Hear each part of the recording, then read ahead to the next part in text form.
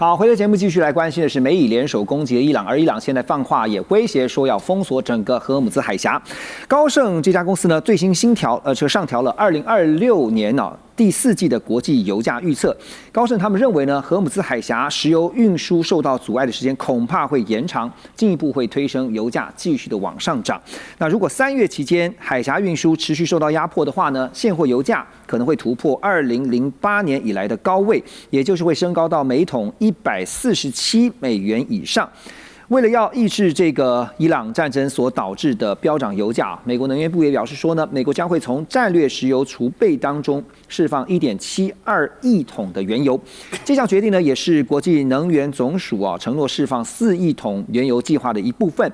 另一方面，美国财政部也发布了一项为期30天的许可证。那许可什么呢？允许各国可以购买目前滞留在海上的俄罗斯原油跟石油产品。所以，我们从经济的角度来看因为从军事的角度，你不知道他什么时候会停止。美方，尤其是川普，什么时候会宣布这个行动已经达到了他们的目的。可是，如果从经济角度，因为刚才安雅老师也特别提到，川普不会跟钱过不去的。所以，原油价格一旦飙涨到多少您觉得会影响到川普对于整个伊朗战事的这个决策，甚至可能会危及到他现在政权呢？好，那个战前石油大概是60到70嘛，IRGC 希望拉到200，那美国在100就出手嘛那应该是有机会到这个140了但是1年以后应该会降到80以下，因为美国现在在做一个 swap， 它现在利用战争财，它实际上可以高价卖油。然后呢，1年之后的时候可以低价再回补库存。所以先前我看到一些报道，就是80是一个最标准的一个位置。好，但是现在已经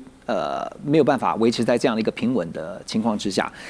因为我们知道说荷尔姆兹海峡一旦被封锁，现在很多的商船虽然听到说有美国可能会有机会出兵来护航，海军要来护航，让他们能够通行，可是呢，心里多多少少会受到影响。现在就会看到说，这个油价会不会导致通膨？因为美国除了川普自己本身要面对国际上外交上的压力，他也得面对美国国内经济会不会因为通膨的影响。美国劳工统计局他们最新公布了一个数据，显示说2月份的 CPI 这个通膨率呢年增2.4%跟市场的预期是一致的。那按月上升了0.3%，那也符合经济学者的预估。虽然说通膨的数据没有出现太大的意外，不过也有分析师指出呢，这些数据所反映的是战事爆发前的这个价格情况。好，所以呢 ，Annex Wealth Management 的首席经济学家叫 Jacobson 呢，他就认为说2月通膨原本正朝着降温的方向来发展，可是现在的中东冲突已经改变了市场对于通膨前景的看法。那也就是说，在通膨的议题上，安老师，你觉得如果这个原油价格压不下来，持续走高的话，势必就会推升通膨的力道，是这样吧？对，诚如您所说现在通膨预期是拉到3%以上嘛。那事实上除了油以外，还有气，像卡达，它供全世界20%嘛台湾有1/3的来源都是卡达来的，所以台湾要很小心嘛。那这天然气是这样，就是说它也是肥料的重要来源，所以现在是春耕的时候，所以今年的粮食价格一定会往上涨。那再来就是说，美国利用俄乌战争的时候，已经打开了那个欧洲市场，因为美国是天然气大国嘛。这一次中东战争也会打开亚洲市场。那所谓的美国的通膨预期，就是说，当这个 Kevin Walsh 他这个担任 Fed Chair， 美国现在的这个 Fed 的 balance sheet 大概有4个 trillion。太多，那就相当于是100个 basis point 的宽松，所以它上来以后会用 QT， 然后就会把这个通膨预期往下压。OK， 现在对于这个荷尔姆兹海峡封锁跟反封锁这个各界有不同的看法。当然呢，对于美国来讲呢，川普也说了，很快的时间美军就有可能有机会要来这个护航所有的商船。可是呢，也必须要思考的是代价的问题。而且呢，美军在波湾这边整个海湾它的军舰跟航母的调度会不会有影响呢？美国海军研究协会的新闻他们就报道说呢，美军福特号航母12号在红海发生了一起火灾。那中央司令部呢，随后在 X 这个上面就发表了声明他们证实说火警是发生在舰上的主洗衣间，并且强调呢，这是一起非战斗相关的意外，不是被打啦，只是内部的一个洗衣间的问题。那所以呢，火势受到控制。可是新闻也更指出说呢，福特号的操劳血汗程度可能会创下历史新高。为什么？因为福特号的部署呢延长到4月中旬的话呢，它就会打破一个记录，就是由林肯号在2020年所创下的，在294天越战后最长航舰在海外的部署记录所以现在美军航母呢，因应在中东的局势，他们也面临了所谓的轮调问题。怎么看这个航母，特别是航母上的调度问题 ？OK， 我们刚刚有看到，其实虽然说这个航空母舰它可能只是一个洗衣房的一个意外嘛。但是其实之前有另外一个新闻是说，它好像在这一个厕所上面也有一些状况，所以其实这些都可以看得到，你一个航空母舰它这个海上长城、海上巨兽，但其实它里面的一些管线内部有一些地方是可能会需要进行回去大修的一个状况，对，必须要靠港，要靠港，甚至你要回到那圣地亚哥，还不是说你在这一个日本横须贺就可以。那这一些其实我们看到机器或者它内部都会有这样的疲劳状况，更何况是人。那过去的话，或许说早期来讲的话，什么小鹰号啦，那些航空母舰可以在香港这个停靠，然后就是上岸度假，或者是到新加坡或哪里。可是现在的话，香港基本上是不太可能了。可是今天美国的航空母舰，他们现在面临的问题就是说，船可能没有像过去那么多。同样的，它的这一些人手也没有那么多了。你说你可以用补给物资就源源不绝的送到前线，送到航空母舰，这个没有问题。但是你人总要休假吧？因为航空母舰它毕竟是一个紧张，或者是说实在，它就是个小的一个城市，你那么多人在这上面居住，总是会这一个想要上岸啦等等，轮调一下的轮调。但现在美国有这么多的人可以去做轮调吗？而且其实我们可以去看到，就美国川普上来之后，不管是我们不讲别人讲2026年就好了，从委内瑞拉啦到现在的一个中东啦，所有的一些军事上面的一些冲突，都会需要这些美国大兵、这些水手来去支撑。所以其实现在来看的话，他们如果说没有办法去做到这样子的一个轮调休息的话，会不会反而会更容易会出现一些海上的碰撞意外？所以其实我这也是回归到我刚刚其实一开始有讲的。说实在，现在美军真正会去接受到这个伊朗的攻击而丧失生命的，其实比例不高。但是美国3架战机被自己人打下来，美国的一个内部非常多一些，或是我们最近有看到这个加油机好像有一些意外。当你的人在疲累的时候，很多时候不用别人来攻击你，自己内部的运作就有可能会因为出现一些意外，而导致你有可能会出现的一些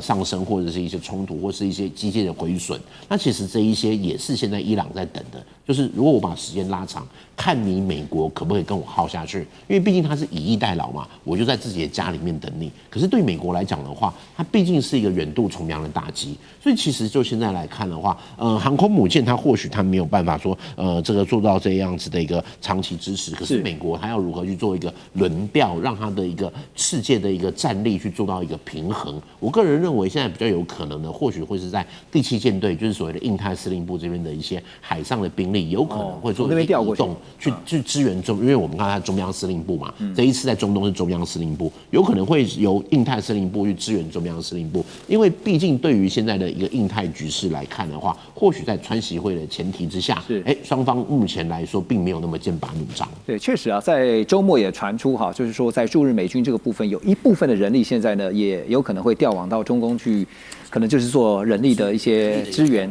来调换。他可能有一些目前看到蛮多，他是海军陆战队，那是不是说什么有一些评论说要准备2栖登陆？我个人觉得其实几率不大，但是这些海军陆战队有可能是去保护他的一个驻外的使馆，还有就是在中东这一边想很多的一些海外基地，因为对美国来讲的话，很多一些海外基地或者是一些海外的一些单位的防卫，它不完全是由宪兵来执行，是由海军陆战队。是驻外使馆，这个比起美军基地来讲的话，它相对来讲防卫性就比较弱，比较低一点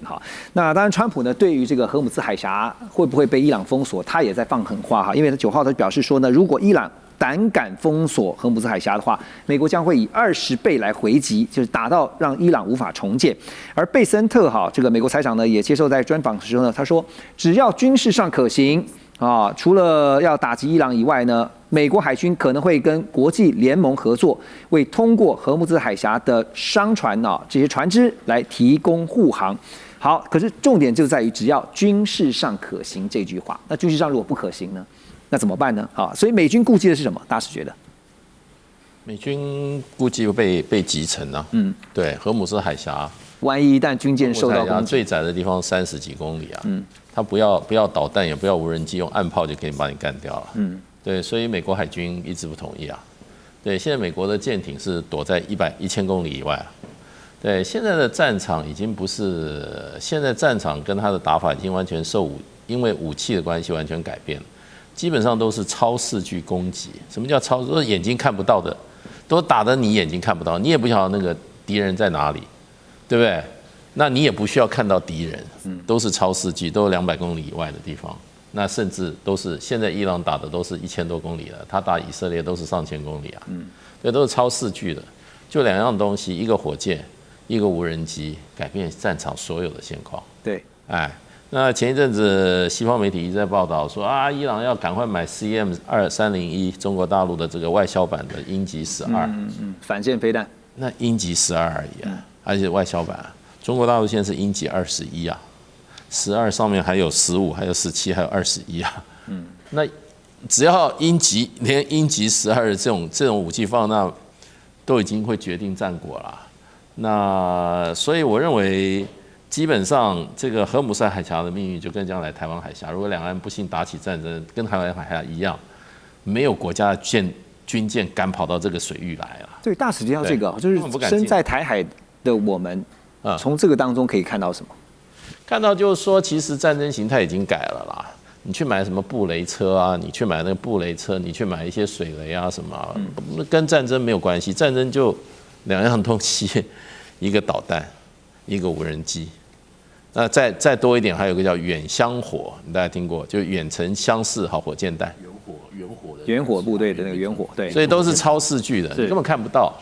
那这个东西，美国现在动都不敢动。所以荷姆斯海峡只是伊朗手上掌握的，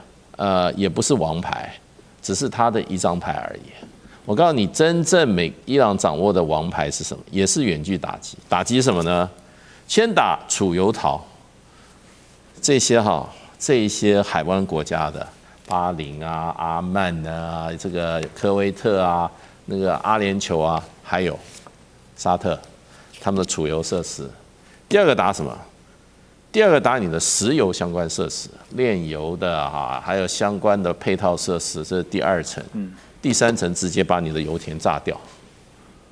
这个打，现在封锁你这个荷姆斯海，只是让你油运不出来啊。我这个后面这几个地方，你油也根本都生产不出来了。那个基本上就是美国所有战略学家，还有这些国际战略学者，包括这个中东的这一些产油国家来讲，他们最怕发生的事，因为这个。伊朗已经证明他可以做得到，没错，而且以他现在的打击能力来讲，他只是不打而已。所以现在整个局势的变化，等一下我们回来就要讨论是说，3月底4月初，川普呢没有任何意外的话，应该就是要到中国大陆去访问了。但是他原本所计划要跟中国大陆国家主席习近平在谈的时候呢，那手中的油的这个筹码是不是因此有改变？马上回来。中美互动牵动全球，美中竞争，地缘争霸，外交。军事、科技、经济，多元观点，权威分析，